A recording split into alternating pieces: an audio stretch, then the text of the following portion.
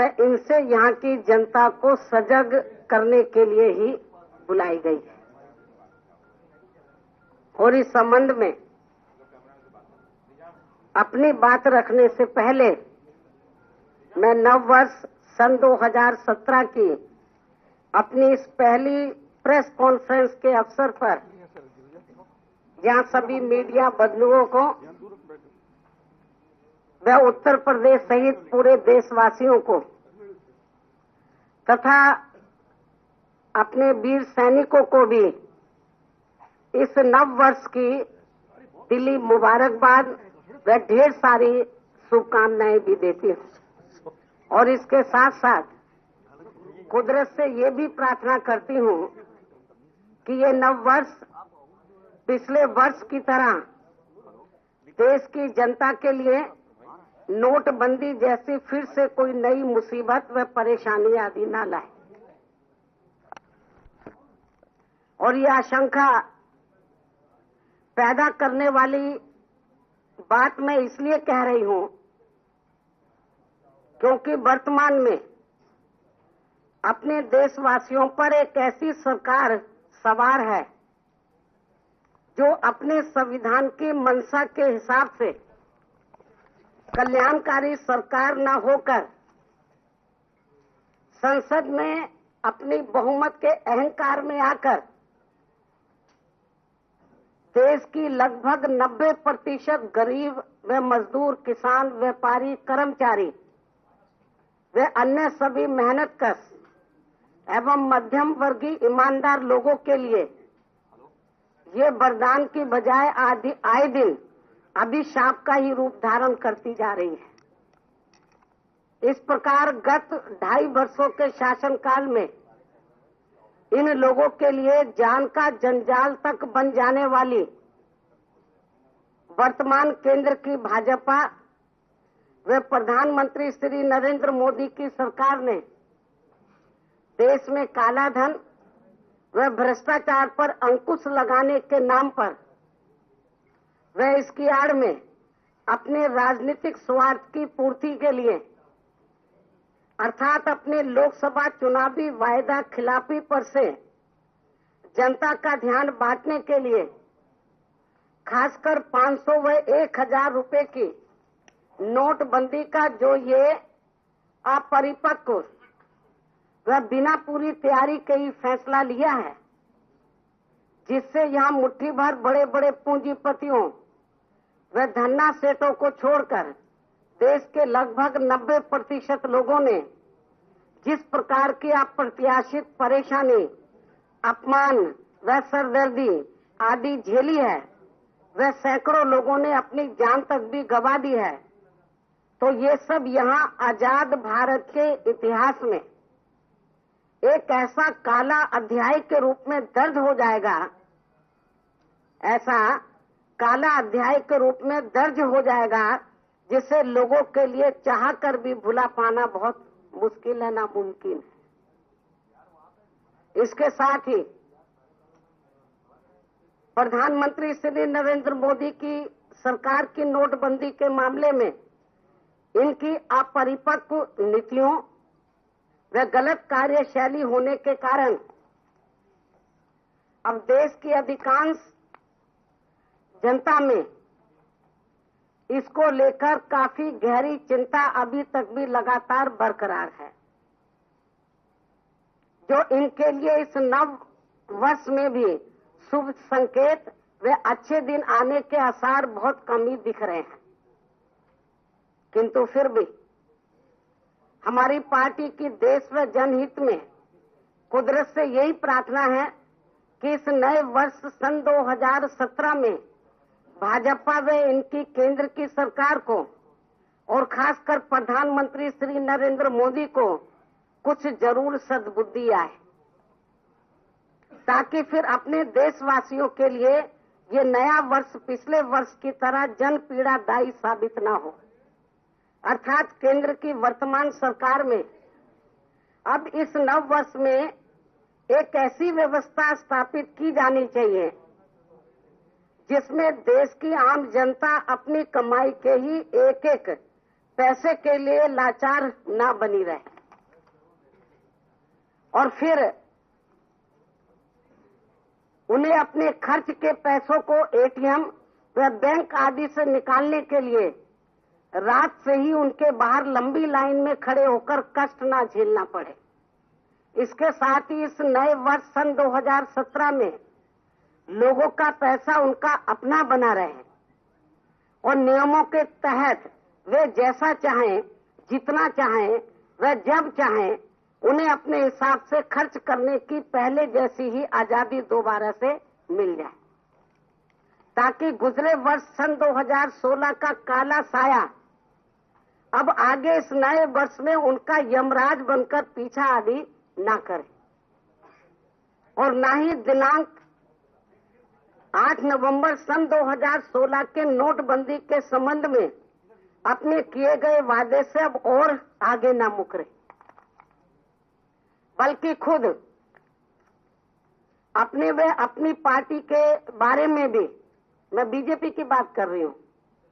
क्योंकि खुद अपने वे अपनी पार्टी के बारे में भी काला धन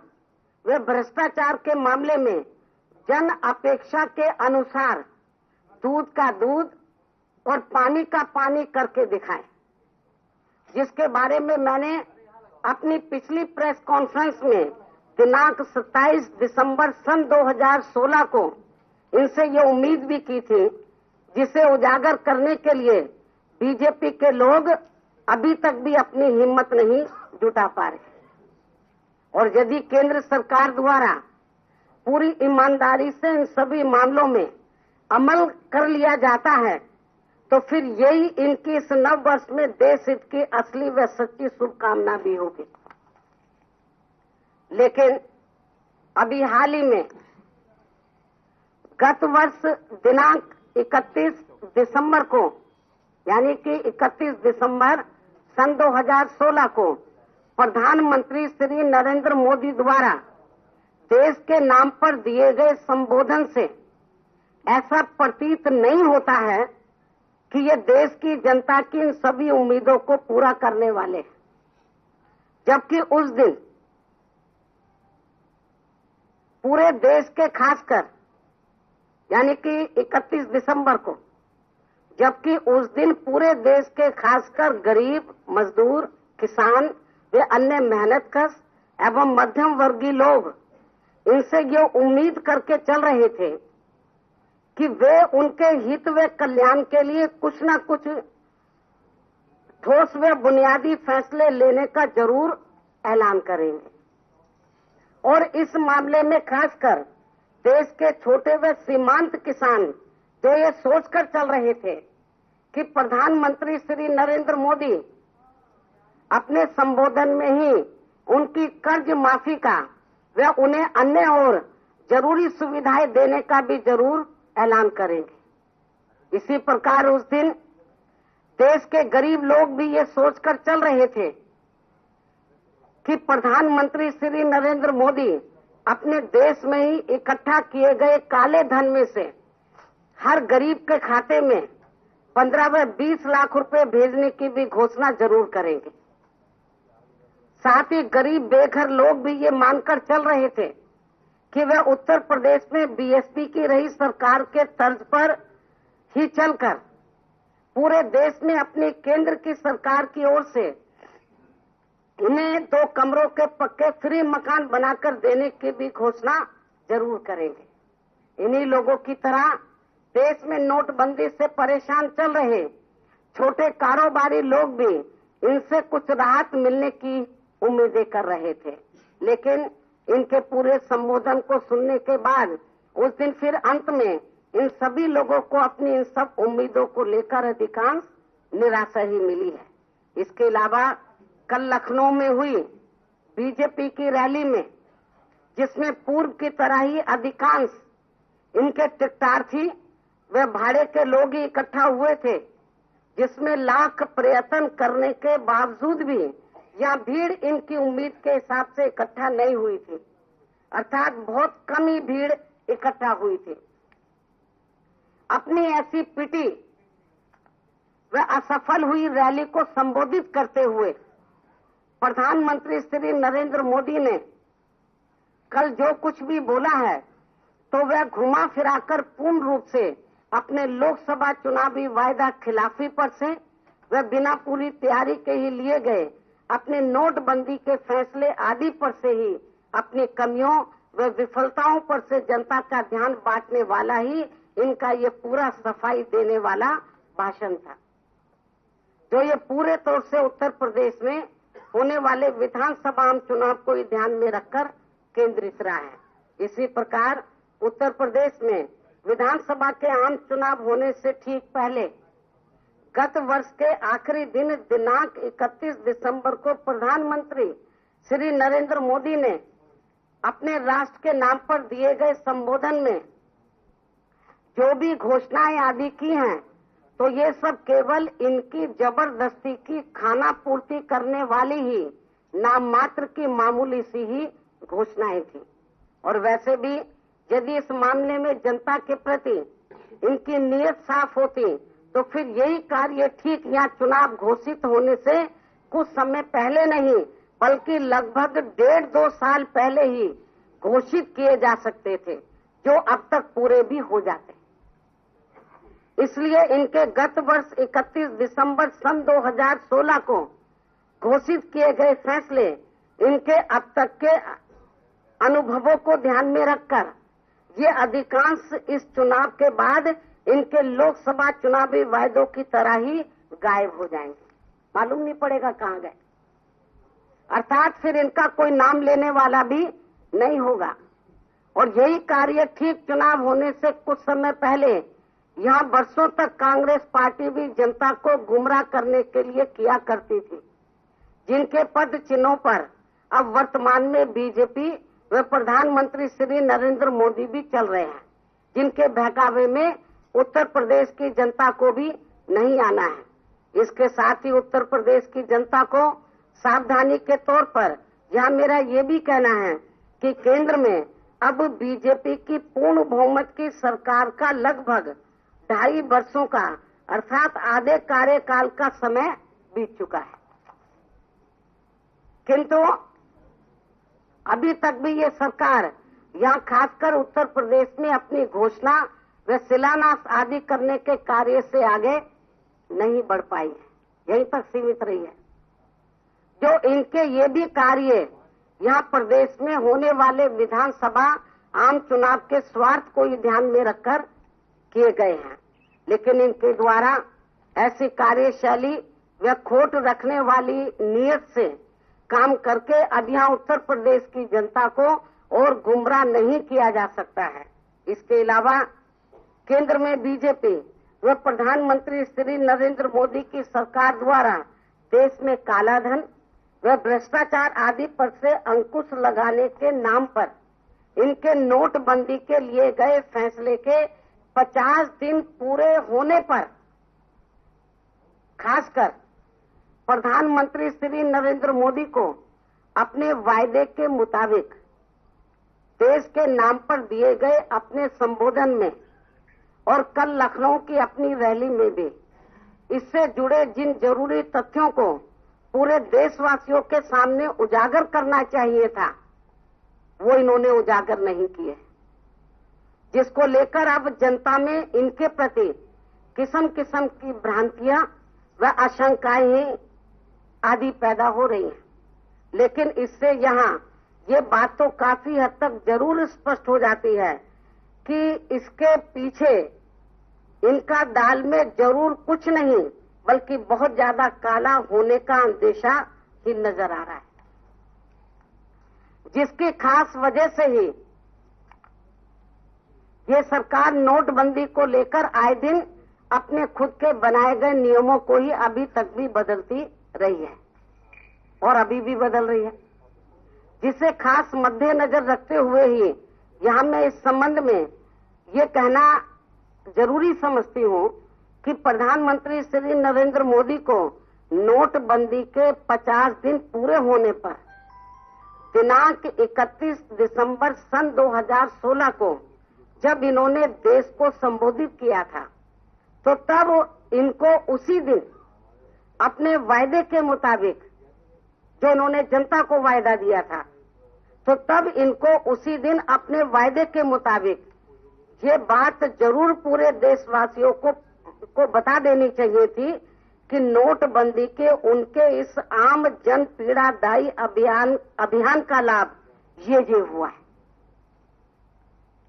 और इससे इतनी मात्रा में काला धन पकड़ा गया है तथा इससे देश में इतनी तादाद में भ्रष्टाचार भी काफी कम हुआ है। ये सब उनको बताना चाहिए था, लेकिन उन्होंने इस बारे में अभी तक कुछ भी नहीं बताकर पूरे देशवासियों को काफी निराश ही किया है। अर्थात श्री नरेंद्र मोदी अपने वायदे व जन अपेक्षा के अनुसार यदि 31 दिसंबर को अपने संबोधन में वे कल लखनऊ की हुई अपनी रैली में भी ये बात बता देते कि इनके नोटबंदी के 50 दिनों के चले अभियान में व इसके पूरे होने पर अब तक इतनी संख्या में काला धन पकड़ा गया है, उनको आंकड़े रखने चाहिए थे सही, और साथ ही इतने भ्रष्ट लोगों पर कानूनी कार्रवाई भी की जा रही है, ये बताना चाहिए था। तो शायद इससे देश की लगभग 90% गरीब, मजदूर, व्यापारी व अन्य मेहनतकश ईमानदार आम जनता को थोड़ा सुकून जरूर मिलता, थोड़ा राहत इनको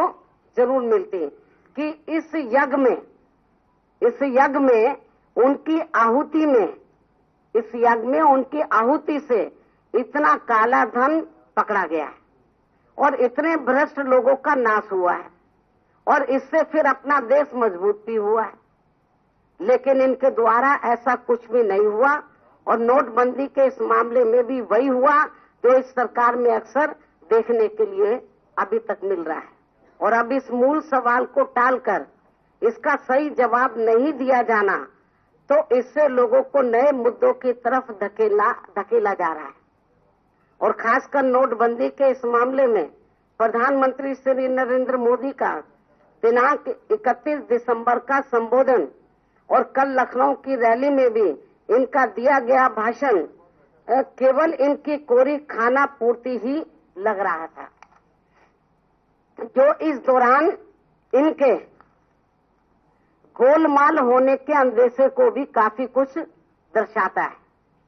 जबकि इसी नोटबंदी के मुद्दे को लेकर ये सरकार संसद में भी अपनी जवाबदेही से भागती रही है और इनके नोटबंदी के 50 दिन पूरे होने पर भी इसकी पूरी रिपोर्ट देश की आम जनता के समक्ष रखने से भी अब ये सरकार भाग रही है। और इतना ही नहीं बल्कि इन 50 दिनों के दौरान नोटबंदी के मामले में भारी जन दबाव के कारण जो भी थोड़ी बहुत कार्रवाई की गई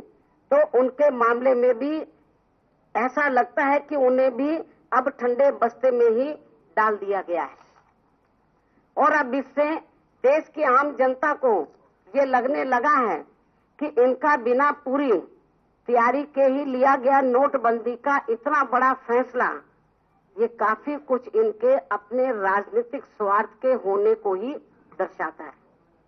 अर्थात इनके लोकसभा चुनावी वायदा खिलाफी पर से जनता का ध्यान बांटने को ही दर्शाता है,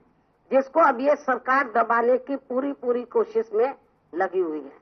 और जिसकी खास वजह से ही अब ये लोग इस मामले को लेकर जानबूझकर आए दिन अपनी विरोधी पार्टियों पर भी गलत व तथ्यहीन आरोप लगाते रहते हैं, जिसके तहत ही कल की रैली में प्रधानमंत्री श्री नरेंद्र मोदी का ये कहना कि हमारे लिए ये चुनाव हार जीत का नहीं बल्कि जिम्मेवारी का चुनाव है। लेकिन इसका मतलब ये नहीं है कि हमारी पार्टी के लिए ये चुनाव गैर जिम्मेवारी वाला है। अर्थात हमारी पार्टी ये चुनाव इनके लोकसभा आम चुनाव की तरह, अर्थात हमारी पार्टी ये चुनाव इनके लोकसभा आम चुनाव की तरह बढ़िया व हवाई एवं खोखली जुमलेबाजी आदि करके ये चुनाव नहीं लड़ेगी, बल्कि पूरी ईमानदारी से वे अपनी पूरी जिम्मेवारी के साथ ये चुनाव पूरी दमदारी से जीतने वह अकेले ही अपनी पूर्ण बहुमत की सरकार बनाने के लिए ही लड़ेगी, ताकि फिर यहाँ वर्तमान में चल रहे सपा के गुंडे, बदमाश माफिया व इनके परिवारवाद के विकास राज से तथा बीजेपी की अंदरूनी मिली भगत से चल रहे इनके सांप्रदायिक राज से भी मुक्ति पाई जा सके। इसके साथ ही प्रधानमंत्री श्री नरेंद्र मोदी को ये बात भी अच्छी तरह से मालूम है कि इनके बिना पूरी तैयारी के लिए गए इनके इस नोटबंदी के फैसले के विरोध में यहाँ केवल एक दो पार्टी ही नहीं बल्कि पूरा विपक्ष एकजुट है इनके खिलाफ इस मुद्दे को लेकर। और इस मामले में इनका विरोध श्री नरेंद्र मोदी के ऊपर व्यक्तिगत तौर पर नहीं है, बल्कि नोटबंदी को लेकर इनकी गलत कार्य प्रणाली के ही विरोध में है, जिसे ये अपनी कमजोरियों पर पर्दा डालने के लिए जबरन इसे अपने से ही जोड़कर चल रहे हैं। जो ये इनकी घिनौनी राजनीति नहीं है तो और क्या है। इसके साथ साथ कल प्रधानमंत्री श्री नरेंद्र मोदी का जानबूझकर शरारतपूर्ण व षड्यंत्र के तहत ये कहना कि बीएसपी अपना पैसा बचाने में लगी है। इसके साथ साथ कल प्रधानमंत्री श्री नरेंद्र मोदी का जानबूझकर शरारतपूर्ण व षड्यंत्र के तहत ये कहना कि बीएसपी अपना पैसा बचाने में लगी है।